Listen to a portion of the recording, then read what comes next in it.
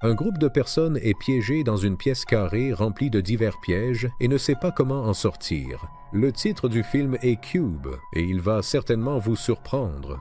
Un jeune homme vêtu d'une combinaison bleue rampe à l'intérieur d'un immense cube. L'entrée de cette pièce étrange se referme automatiquement.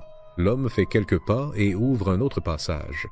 Derrière, il y a un cube identique. L'homme y rampe et se dirige vers le passage suivant. Hélas, ce faisant, il déclenche un piège mortel.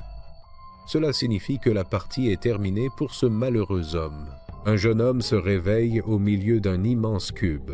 Un homme plus âgé le regarde avec étonnement. Ils portent tous la même combinaison bleue. Un autre garçon est assis dans un coin de ce cube étrange. Aucun d'eux ne comprend comment ni pourquoi ils sont ici. Ils n'ont ni téléphone portable, ni argent, ni pièce d'identité. Soudain, l'un des passages menant à cette pièce mystérieuse s'ouvre. La chaussure de quelqu'un tombe de là, suivie d'un homme pieds nus avec une barbe et une moustache. Les trois garçons dans le cube le supplient d'expliquer ce qui se passe. À ce moment-là, la pièce commence à trembler. L'homme pieds nus grimpe jusqu'au plafond et ouvre une trappe. Le pauvre gars que nous avons vu au début du film en tombe. Il a un énorme trou dans la poitrine. Les personnes dans le cube sont choquées par cette scène. Un autre passage s'ouvre et une jeune fille y apparaît. Elle regarde tout le monde avec une grande surprise, dit bonjour et demande qui ils sont. La fille rampe à l'intérieur et regarde prudemment le corps sur le sol. L'un des garçons panique, ouvre une des trappes et essaie de s'échapper. L'homme pieds nus l'arrête juste à temps. Il jette sa chaussure dans le passage et c'était une décision intelligente.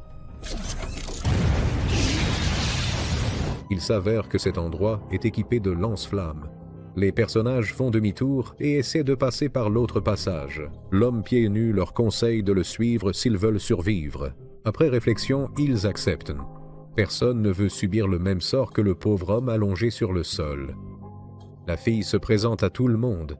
Elle s'appelle Kayaskako. Les jeunes hommes s'appellent Ochi Shinji et Goto Yuichi. L'homme pieds nus dit qu'il s'appelle Ida Hiroshi. Le cinquième prisonnier est Uno Chiharu et c'est un collégien. Aucun d'eux ne se souvient du moment où ils se sont retrouvés ici. Ils n'ont rien fait d'inhabituel. Ils travaillaient, dormaient, étudiaient et buvaient. Les protagonistes avancent. Heureusement, Ida a une autre chaussure. Ces cubes semblent interminables et les hommes décident de les marquer pour voir s'ils tournent en rond. Grâce à la deuxième chaussure, ils parviennent à trouver un autre piège. Maintenant, Ida demande à Goto de lui donner ses chaussures car il vient de perdre sa dernière botte. Les personnages poursuivent leur périlleux voyage. Parfois, ils remarquent des chiffres sur le plafond et les murs, mais ils n'arrivent pas à comprendre ce qu'ils signifient. Goto ouvre une autre trappe et trouve un homme âgé dans la pièce voisine. Il s'appelle Kazumasa Ando et il est très heureux de voir des gens vivants ici. Il pense qu'ils sont venus le sauver. Malheureusement, ce n'est pas le cas. À présent, ils doivent trouver un moyen de sortir ensemble. Un autre passage sûr se trouve au plafond. Les protagonistes fabriquent une corde avec leur chemise et soulèvent les plus faibles, à savoir le vieil homme et le lycéen. Ces cubes semblent interminables. Dans l'un d'eux, les lumières s'éteignent soudainement et un vent violent commence à souffler. En fait, il y a d'énormes ventilateurs au plafond et ils descendent progressivement. Effrayés, les gens tombent au sol, trouvent une autre trappe et parviennent miraculeusement à échapper à ce piège dangereux. Malgré ce sauvetage, les personnages perdent espoir de sortir de cet endroit. Chiharu avoue qu'il déteste les adultes, mais il fait équipe avec Goto pour découvrir la signification des étranges chiffres inscrits sur le mur. En utilisant leurs connaissances en mathématiques et le bouton de Goto, ils comprennent que ces chiffres sont des indices. Ils peuvent servir à déterminer s'il y a un piège dans la pièce ou non. Si le nombre est premier, il y a forcément un piège à l'intérieur. Eh bien, maintenant, ils n'ont plus besoin de gaspiller leurs chaussures. Les gens retrouvent espoir. Ils poursuivent leur chemin et traversent d'autres pièces identiques. Hélas, l'un des cubes contient des sorties qui ne mènent qu'à des pièces piégées. Ils doivent en traverser une. Comment sont-ils censés franchir ce piège? Attendez, ils semblent détecter le son. S'ils ne font pas le moindre bruit, ils peuvent le traverser sans danger. Goto passe en premier, Kei le suit, puis le reste du groupe la suit à son tour. Le dernier à passer est le vieux Ando. À ce moment-là, Ochi laisse tomber sa chaussure et le bruit fort de l'impact déclenche le piège. Ando parvient à sauter dans le passage à la toute dernière seconde, mais se blesse à la jambe. Le vieil homme devient furieux et traite Ochi de salaud. Bientôt, les protagonistes trouvent un autre indice. Il s'avère que ces pièces ont des tailles différentes et ressemblent aux alvéoles d'une immense ruche. À ce moment-là, la pièce se remplit d'une sorte de gaz. Les gens parviennent une fois de plus à s'échapper miraculeusement. Au moins, ils savent maintenant que ces pièces ne sont pas infinies. C'est alors qu'un autre problème survient.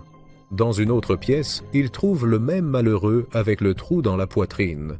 Il semble qu'ils aient tourné en rond et soient revenus à l'endroit où ils avaient commencé leur périple. Ou peut-être que le corps a été amené ici pour les embrouiller. La pièce commence à trembler comme s'il s'agissait d'un tremblement de terre. Apparemment, ces cubes sont en mouvement. Cela rend la tâche encore plus difficile. Cependant, les personnages principaux n'ont aucune intention d'abandonner et continuent de chercher une issue. Ida fait particulièrement beaucoup d'efforts. On dirait que cet homme est très pressé. Les gens doivent à nouveau utiliser leur chemise comme corde. L'une des pièces dans laquelle ils sont entrés se met elle aussi à bouger. Chiharu se trouve encore dans le passage à ce moment-là, il tombe donc dans la pièce adjacente. Goto saute après lui et sauve l'enfant d'un autre piège mortel. Goto est lui-même sauvé par Ida. Chiharu et Goto parviennent à s'échapper, mais Ida n'a pas cette chance. Il est brûlé par un rayon laser. Sa partie est terminée. Les survivants sont désespérés. Ida était le plus intelligent et le plus courageux d'entre eux. Sans cet homme, leurs chances de salut sont minces. Goto recommence à calculer quelque chose. Il dit que les chiffres inscrits sur le mur de chaque cube peuvent servir à déterminer ses coordonnées. Ils doivent continuer à avancer. Goto passe en premier. Il est sûr de pouvoir atteindre le bord de ce cube géant. Ochi est le seul à refuser d'avancer.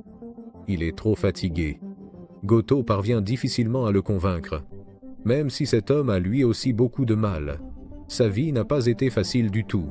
Ando est convaincu que ce labyrinthe est une punition pour leurs péchés. Il avoue qu'il est une mauvaise personne. À ce moment-là, une grille en fer apparaît au milieu de la pièce et sépare les personnages.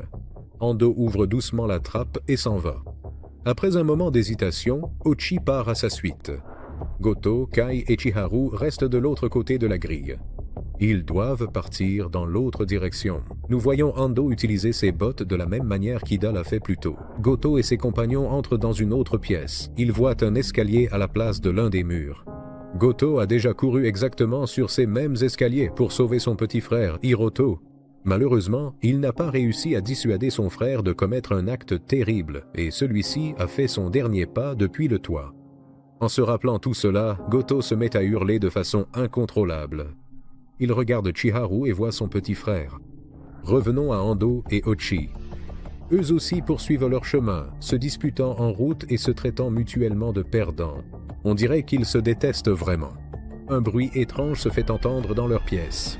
Ochi se jette sur Ando et le frappe avec la trappe. Maintenant, la partie est terminée pour le vieil homme aussi. Que font Goto, Kai et Chiharu?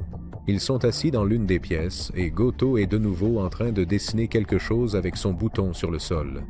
Au lieu de faire des calculs, il écrit le nom de son petit frère, Hiroto. Chiharu crie et accuse le garçon d'être responsable de la mort de son frère. Ensuite, le lycéen ouvre la trappe suivante et saute en bas. Heureusement, Goto parvient à l'attraper et à le remonter. Il s'enlace et pleure amèrement. Kai ouvre une autre trappe.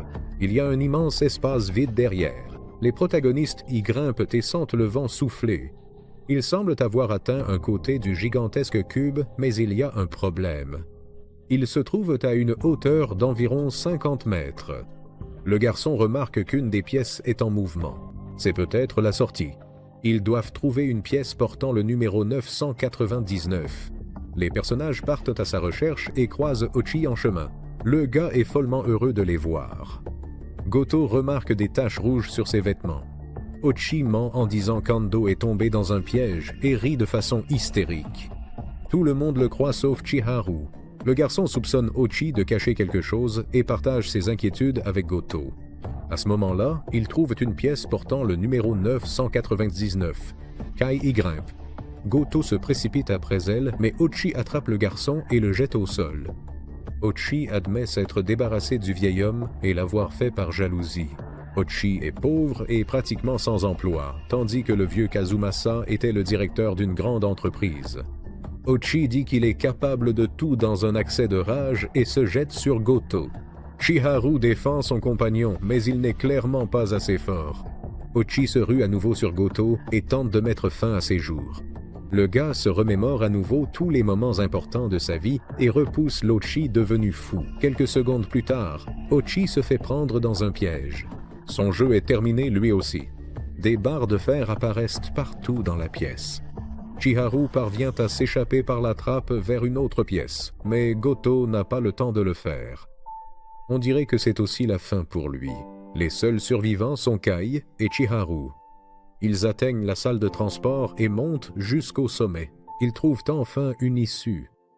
Un chemin menant à la liberté s'ouvre devant eux. Chiharu ramasse le bouton de Goto. Il dit qu'il veut changer sa vie et se dirige vers la sortie. De manière assez surprenante, Kai ne le suit pas du tout. Elle dit au revoir au garçon et le regarde partir au loin. La trappe se referme. On découvre une autre pièce du cube géant. Le corps de quelqu'un tombe à travers la trappe du plafond. C'est Goto. Il est blessé, mais il est en vie. Après avoir repris son souffle, le gars se remet sur pied. Son jeu continue. On découvre que Kai n'est pas une vraie personne. Elle est probablement la gardienne de ce labyrinthe. La jeune fille ouvre la trappe et accueille les nouveaux participants de l'expérience.